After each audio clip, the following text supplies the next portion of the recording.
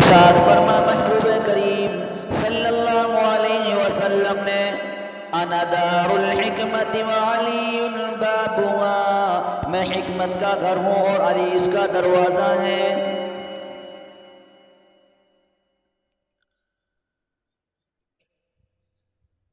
ذرا غور کریں، گزشتہ بیان میں میں نے بتایا تھا مکہ کے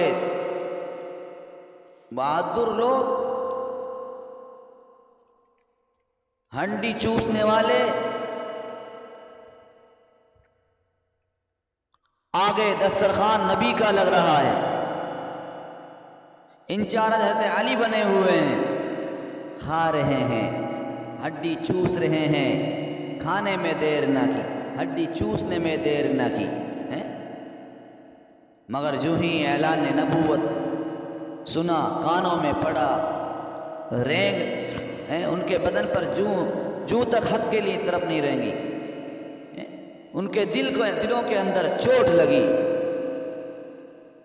ہائے ہائے ہائے، مگر اس وقت بھی میرے محبوب صلی اللہ علیہ وسلم پر جان قربان کرنے والے، جان فدا کرنے والے، عشق رسالت پر مر مٹنے والے کون ہیں؟ حضرت علی رضی اللہ تعالی عنہ۔ ہڈیاں چوسنا یہ محبت کی علامت نہیں ہے، دسترخوان پر آ کر بیٹھ جانا یہ محبت کی علامت نہیں ہے۔ جان دینے والے مجنو اور ہوتے ہیں اور ہڈیاں چوسنے والے اور دودھ پینے والے مجنو اور ہوا کرتے ہیں۔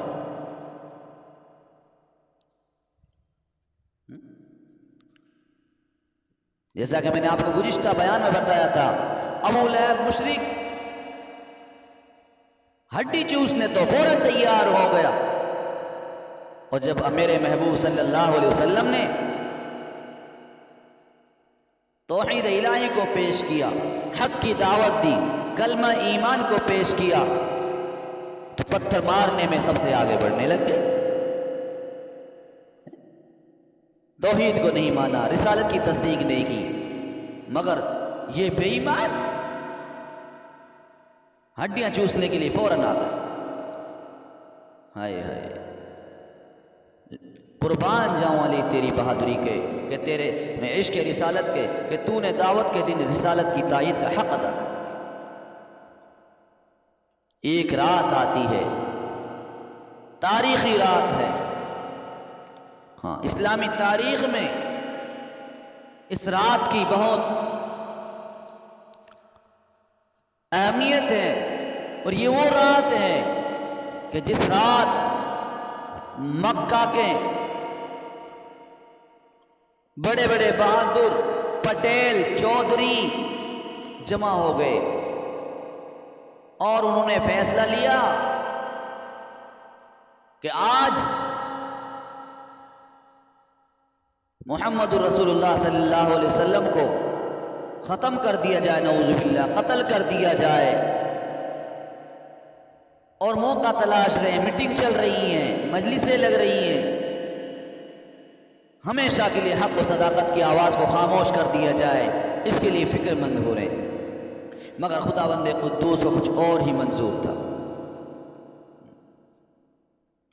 ارشاد فرمایا اللہ رب العالمین نے، یریدون ان یطفئوا نور اللہ بافواہہم واللہ متم نورہ ولو کرہ الکافرون۔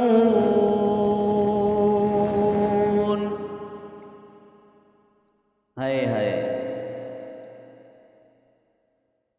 دوسری جگہ قرآن پاک میں موجود ہے، یریدون لیطفئوا نور اللہ بافواہہم واللہ متم نورہ ولو کرہ الکافرون۔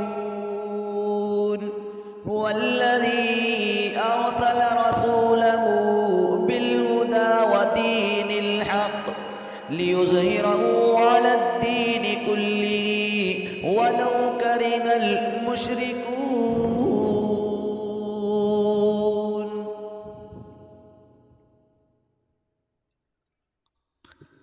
مسلمانوں، یہ تاریخی رات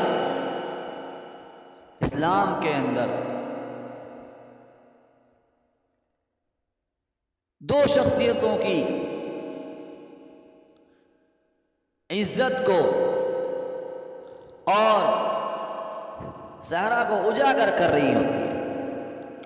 دشمن سوچ رہے ہیں ہمیشہ کے لیے حق کو مٹا دیا جائے گا، سچ کو دبا دیا جائے گا، حق اور صداقت کی آواز کو خاموش کر دیا جائے، مگر خداوند قدوس کو کچھ اور ہی منظور تھا۔ دشمنوں کے منصوبے دھرے کے دھرے رہ گئے۔ میرے پروردگار عالم نے جبرائیل علیہ السلام کو بھیج کر اپنے محبوب کو دشمنوں کے ارادوں سے باخبر کر دیا، دشمنوں کے جو ارادے چل رہے تھے ان سے باخبر کر دیا۔ سرکار دو عالم صلی اللہ علیہ وسلم نے اس تاریخی رات میں دو فیصلے لیے۔ سرکار دو عالم صلی اللہ علیہ وسلم نے اس تاریخی رات میں دو فیصلے کیے۔ ایک فیصلہ یہ کیا کہ اپنے ایک دوست کو ساتھ لے جانے کا فیصلہ کیا کہ تاکہ راستہ کے دشمن اور تکلیف دینے سے باز آ سکیں اور راستہ کے دشمن اور جو پریشانیاں ہوں ان سے مقابلہ ہو سکے، اور ایک دوست کو مکہ میں چھوڑنے کا فیصلہ کیا تاکہ مکہ کے دشمنوں کو کردار نبوت پر انگلی اٹھانے کا موقع نہ مل سکے۔ یہ تاریخی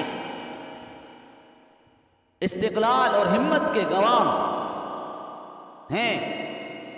کون گواہ ہے؟ حضرت علی گواہ ہے،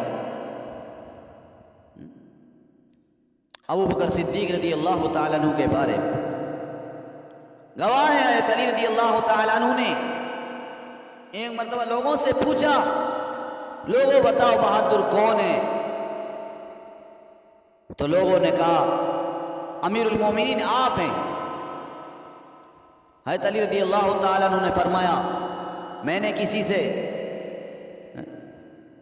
کوئی مبارزت طلب نہیں کی ہے،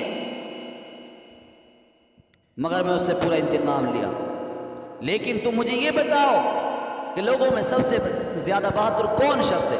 لوگوں نے کہا ہمیں معلوم نہیں، امیر المومنین آپ ہی بتا دیں کون ہو سکتا ہے۔ حضرت علی رضی اللہ عنہ نے فرمایا سب سے بڑا بہادر آدمی ابو بکر صدیق رضی اللہ عنہ ہے، اس لیے کہ بدر کے دن ہم نے رسول اللہ صلی اللہ علیہ وسلم کے لیے ایک عریش بنایا، تو ہم نے کہا اب رسول اللہ صلی اللہ علیہ وسلم کے ساتھ میں کون رہے گا تاکہ مشرکین آپ صلی اللہ علیہ وسلم کو کوئی نقصان نہ پہنچا سکیں۔ تو خدا کی قسم، رب کائنات کی قسم، رب ذوالجلال کی قسم، ابو بکر صدیق رضی اللہ عنہ کے سوا اور کوئی آپ صلی اللہ علیہ وسلم کے قریب نہیں ہوا۔ ابو بکر رضی اللہ عنہ رسول اللہ صلی اللہ علیہ وسلم کے سر پر کھڑے تھے اور تلوار سوتی ہوئی تھی، دشمن کی طرف سے جو بھی قریب آتا آپ رضی اللہ عنہ فوراً اپنی تلوار سے اس پر وار کرتے۔ بس ابو بکر رضی اللہ عنہ ہی سب سے زیادہ بہادر آدمی ہیں۔ تو میرے پیارے دوست اور بزرگوں، آج اس ہجرت والی رات کا بھی شرف ابو بکر رضی اللہ تعالیٰ عنہ کو حاصل ہوا کہ آپ صلی اللہ علیہ وسلم کے ساتھ سفر کے ساتھی ابو بکر صدیق بنے۔ اور میرے محبوب صلی اللہ علیہ وسلم کے مکان کے اندر، گھر کے اندر رہنے کا شرف حضرت علی رضی اللہ تعالیٰ عنہ نے حاصل۔ مکہ میں رہنے والے ساتھی کو نبوت کا بستر مل گیا، مدینے کے ساتھی کو ہائے ہائے تمام کائنات کے سردار کا تحفہ یہ مل گیا کہ آپ صلی اللہ علیہ وسلم کے ساتھ سفر کا ساتھی ابو بکر صدیق بنا۔ صدیق بھی مالدار، علی بھی مالدار،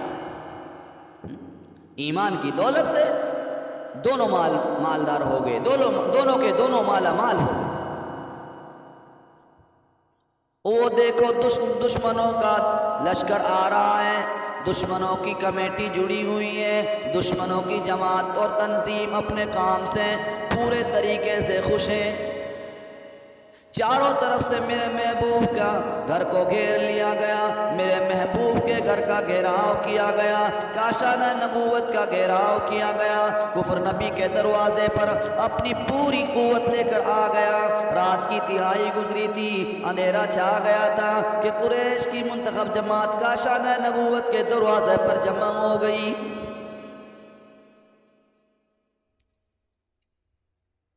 اور اس انتظار میں تھے کہ حضور سو جائیں اور یہ سب آپ پر حملہ کر دیں، آپ کا کام تمام کر دیں۔ امام ابن سعد رحمۃ اللہ علیہ فرماتے ہیں قریش کی جماعت ابو جہل، حکم ابن عاص، عتبہ ابن معید، نضر ابن حارث، امیہ ابن خلف، ابو لہب، ابی ابن خلف وغیرہ، یہ حضرات تھے ان کے ساتھ، یہ دشمنوں کے سردار تھے۔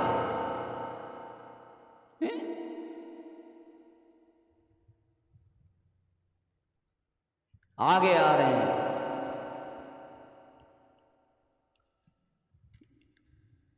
حضرت علی رضی اللہ تعالیٰ عنہ میرے محبوب صلی اللہ علیہ وسلم کے بستر پر آرام فرمائے، آرام فرما رہے ہیں۔ میرے محبوب صلی اللہ علیہ وسلم نے فرمایا علی تم آج کی رات میرے بستر پر سوتے رہو، میری سبز حجرمی چادر اوڑھ لو اور اس میں سو جاؤ، یہ تمہارا کچھ نہیں بگاڑ سکیں گے۔ اب ذرا سوچے، علی میرے محبوب کے بستر پر لیٹے ہوئے نہیں ہیں بلکہ آرام کے ساتھ، سکون کے ساتھ سو رہے ہیں، اور جس کو سکون ہوتا ہے اسی کو نیند آیا کرتی ہیں۔ بس کیا تھا، سرکار دو عالم صلی اللہ علیہ وسلم حضرت علی رضی اللہ تعالی عنہ کو اپنے بستر پر لٹا کر جا رہے ہیں، الہ العالمین، او میرے رب، اے پروردگار، چاروں طرف دشمنوں کا جتھا لگا ہوا ہے، دشمنوں کی جماعت ہے، رب کریم نے حکم دیا میرے محبوب ان کے اوپر ہاتھ میں مٹی لو اور مٹی کو پھینکتے چلے جاؤ۔ میرے محبوب صلی اللہ علیہ وسلم نے اپنے مبارک ہاتھ میں مٹی لی اور مٹی کو پھینک دیا، مٹی ان دشمنوں کی آنکھوں پر پڑی۔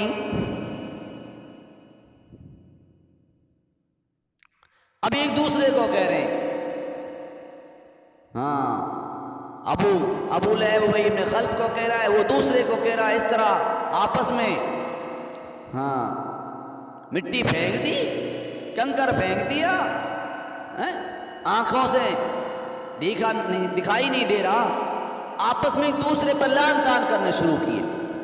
ہاں اب ایک دوسرے کو مارنے کو تیار ہیں۔ آیتیں حفاظت کے طور پر آیتیں کہ سارے کے سارے چلیں گے، کوئی وار نہیں کرے گا، اکیلے محمد کو نعوذ باللہ قتل کرنے کے ارادے سے آئے تھے۔ مگر اب عالم یہ ہو گیا، آنکھوں میں مٹی پڑی، اس نے اس کو ڈانٹا، اس نے اس کو ڈانٹا، ایک دوسرے نے اپنی تلوار کو رکھ دیا، کبڈی شروع ہو گئی، کبڈی میں لگ گئے، وہ اس کو پروار کرنے لگا، اس پروار کرنے لگا۔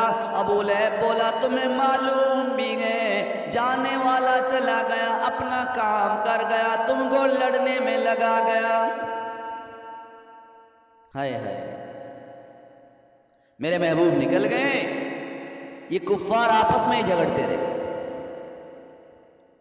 یہ کفار آج تک آنکھیں مل رہے ہیں، مگر نبی صدیق کو ساتھ لے کر دوسری منزل طے کرتے ہوئے مدینہ پہنچ گئے۔